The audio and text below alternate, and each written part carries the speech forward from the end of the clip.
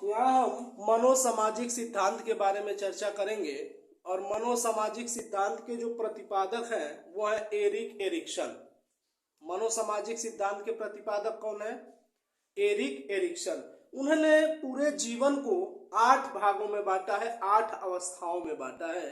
तो एरिक्सन की हम 8 अवस्थाओं को समझते हैं। शुरुआत में जन्म से 1.5 या 2 साल तक की जो अवस्था है, ठीक, उसमें विश्वास बनाम अविश्वास वाली जो भावना जागृत होती है उसको हम समझने का प्रयास करते हैं। पहली अवस्था 0 से 1.5 साल या 2 साल की जो अवस्था है, ठीक, जिसमें विश्वास बनाम अविश्वास को समझते हैं। विश्वास का क्या है कि जब छोटा बच्चा है जो शैशवावस्था में कह सकते हैं, ठीक, तो उसको आप क्या करिए, माँ बाप का प्यार मिलना चाहिए। तो जब माता पिता का प्यार मिलेगा तो उसमें विश्वास वाली भावना जागृत होगी, ठीक। और अगर माता पिता का प्यार नहीं मिलेगा, ठीक, जैसे थोड़ा सा रो रहा है उसको जाके कूट देंगे आप, तो उसमें अविश्वास वाली भावना जागृत हो जाएगी। या बच्चा वहां है, आप अपने में लड़ भिड़ रहे हैं, तो अविश्वास वाली भावना बच्चे में जागृत हो जाती है। यानी हमें छोटे बच्चे को माता पिता का प्यार मिलना चाहिए जिससे उसमें विश्वास वाली भावना जागृत हो, ठीक। दूसरी अवस्था चलिए आते हैं 2 साल से 3 साल। 2 साल से 3 साल के बच्चे में क्या है कि अब वो धीरे धीरे कुछ सीखना चालू कर देता है। जैसे क्या है कि अब कपड़े खुद से पहनना चाहेगा वो, ठीक ना, खाना खुद से खाना चाहेगा। तो खाना खुद से खाना चाह रहा है तो वो करता क्या है, कुछ खाएगा कुछ गिराएगा। तो जैसे वो गिरा रहा है आप उसके ऊपर लगे गिराने, तो उसमें क्या है, शक शर्म लज्जा वाली भावना उत्पन्न हो जाएगी, है ना। तो आप फ्री छोड़ दीजिए, सीख रहा है सीखने दीजिए, कर रहा है करने दीजिए, ठीक ना। तो उसमें स्वायत्ता वाली भावना आएगी, मतलब खुद से करने वाली भावना आएगी, ठीक। जैसे ही उसको पीट देंगे डांट देंगे तो शक वाली भावना आएगी, शर्म वाली लज्जा वाली भावना, संकोच करेगा बच्चा, ठीक ना। तो ये ध्यान रखेंगे। दूसरा स्वायत्ता बनाम शक। तीसरा पहल बनाम दोष। 3 से 6 साल की जो अवस्था है, पहल बनाम दोष का क्या मतलब है? पहल का ये मतलब है कि अब क्या है ना कि 3 से 6 साल का जो बालक होगा, अब उसमें समझने की भी क्षमता जागृत हो गई है। और जब समझने की क्षमता जागृत हो गई है तो अब हर चीज के बारे में जानना चाहेगा, यानी उसमें जिज्ञासा होगी, क्यूरियोसिटी होगी, ठीक ना। वो हर चीज को जानना समझना चाहता है, ठीक। अब वो किसी चीज के बारे में पूछ रहा है आप उसको डांट दीजिए, ठीक। तो डांट देंगे तो उसमें वो दोष बैठ जाएगा, ठीक, संकुचित हो जाएगा वो, ठीक ना। आप करिए क्या कि वो जानना चाह रहा है तो उसको बताइए, चीजों को समझाइए, ठीक। तो वो पहल करेगा, ठीक ना। वो जानना चाहेगा, ठीक। तो जानना चाहे, उत्सुकता है तो उसकी उत्सुकता को आप बताएं समझाएं, ठीक, ना कि डांट पीट के, ठीक ना। इसके बाद देखिए 6 साल ये हो गया। 6 से 12 साल की जो अवस्था है जिसको एरिक्सन महोदय उत्तर बाल्यावस्था कहते हैं, 6 से 12 साल की अवस्था उत्तर बाल्यावस्था, ये परिश्रम बनाम हीनता वाली अवस्था है।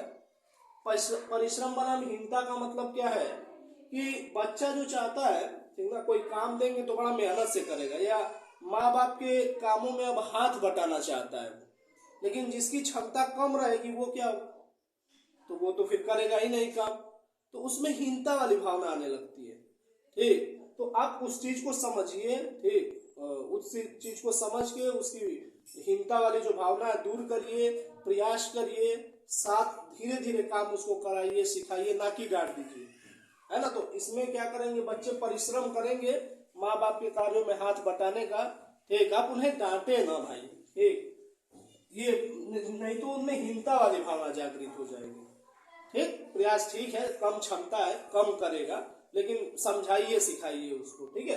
तो 6 से 12 साल की जो अवस्था है वो उत्तर बाल्यावस्था। अच्छा, अब चले आइए 12 से 18 साल वाली अवस्था जो किशोरावस्था है। ये पहचान और भ्रांति की अवस्था है। इसमें बच्चे अपनी पहचान बनाना चाहते हैं, ठीक है। अगर वो सही मार्ग पे चलते हैं, एक अच्छा मार्ग चुन के चलते हैं तो ठीक है, लेकिन अगर वो सही निर्देशित नहीं है तो उनके लिए तो कई रास्ते खुल गए, भ्रांतियां उत्पन्न हो जाएंगी, है ना, तो भ्रांति में पड़ जाएंगे। तो किशोरावस्था जो है वो क्या है, पहचान और भ्रांति की अवस्था भी आप कहेंगे, ठीक ना। इसके बाद 18 से जो 35 साल की अवस्था है, जिसको हम पूर्व वयस्कावस्था कहते हैं, ठीक ना। 18 से 35 साल की अवस्था को पूर्व वयस्कावस्था। अब समझिए, ये आत्मीयता बनाम अलगाव, ये समझेंगे। 18 से 35 साल की अवस्था को क्या कहेंगे, पूर्व वयस्कावस्था। और 18 से 35 की अवस्था में आत्मीयता और अलगाववाद, ये वाली बात समझेंगे। आत्मीयता मतलब क्या है कि हम एक दूसरे से घनिष्ठ संबंध बनाना चाहते हैं, हम दोस्ती मित्रता बनाना चाहेंगे इस उम्र में, एक लोगों से मिलजुल कर रहना चाहेंगे, ठीक। या अगर ऐसा नहीं कर पाते हैं तो फिर अलग रहना चाहेंगे। इसमें तो दो ही तरह के लोग मिलेंगे, या तो अलग एक दुनिया उनकी होगी, या तो बड़े घुल मिल के रहेंगे, है ना। तो एक दूसरे से घनिष्ठता अगर बना रहे हैं, आप मिलजुल के रह रहे हैं, आत्मीयता वाली बात हो गई। अगर आप ऐसा नहीं कर पाते हैं तो फिर अलग थलग रहेंगे, फिर अलगाव वाली बात हो गई, ठीक। तो आत्मीयता बनाम अलगाव। इसके बाद 35 से जब 65 वर्ष की अवस्था आएगी तो उसको हम कहते हैं मध्य वयस्कावस्था। मध्य वयस्कावस्था, इसका मतलब क्या है, 35 के बाद वाली जब एज आएगी आपकी 65 साल तक, तो उसमें जननात्मकता बनाम स्थिरता रहेगा। जननात्मकता का मतलब जन लोगों के बारे में आप सोचेंगे, लोगों की भलाई के बारे में आप सोचेंगे, ठीक। अगर ये वाली भावना नहीं है तो फिर स्थिरता है, स्थिर है, कोई मतलब नहीं है, ठीक। तो या तो 35 से 65 वाली में समाज के बारे में, समाज की भलाई के बारे में सोचते हैं, या तो स्थिर का मतलब कि कोई मतलब नहीं है, कोई लेना देना नहीं है, दो तरह के लोग मिलेंगे आपको, ठीक है। प्रौढ़ावस्था, 65 जब पार कर जाएंगे तो उस अवस्था को प्रौढ़ावस्था। और प्रौढ़ावस्था में क्या आएगा, या तो संपूर्णता बनाम निराशा। 65 के बाद आप अपने बैठ के उपलब्धियों को काउंट करिए, उपलब्धियों की संख्या अगर ज्यादा है, ठीक ना, उस समय क्या होगा, संपूर्णता फीलिंग आएगी, ठीक ना।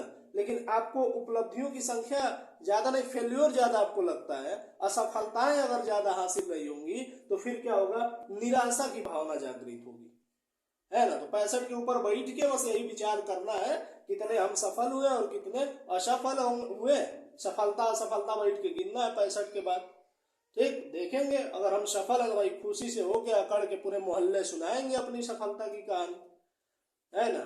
और निराशा वाली भावना है तो बैठे रहेंगे घर में, कोने में बैठे हैं, है। तो 65 के ऊपर वाली अवस्था प्रौढ़ावस्था हो गई, ठीक ना। तो ये 65 के बाद गिना जाएगा सफलता असफलता, सफलता असफलता 65 के बाद गिना जाएगा, है ना।